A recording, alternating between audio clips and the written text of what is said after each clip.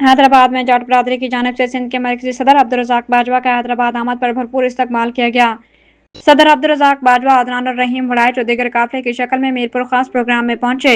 रास्ते में फतेह चौक, टनल जाम, टनवाला यार्ड में भरपूर इस्तकबाल किया गया। इस मौके पर हैदराबाद जाट बरादरी के सदर चौधरी अदनान और रहीम वड़ाइच का कहना था कि जाट अलायंस पाकिस्तान गैर सियासी और अवामी प्लेटफार्म है, जिसका मकसद जाट कौम को मुत्तहिद, मजबूत और खुददार बनाना है।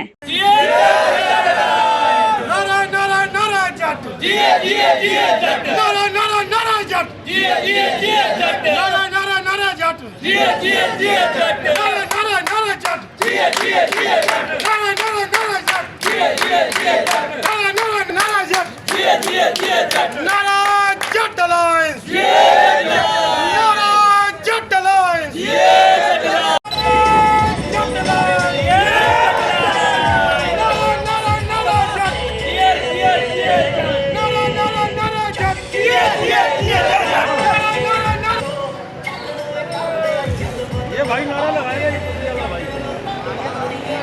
नारा लगाओ, नारे लगाओ नारे।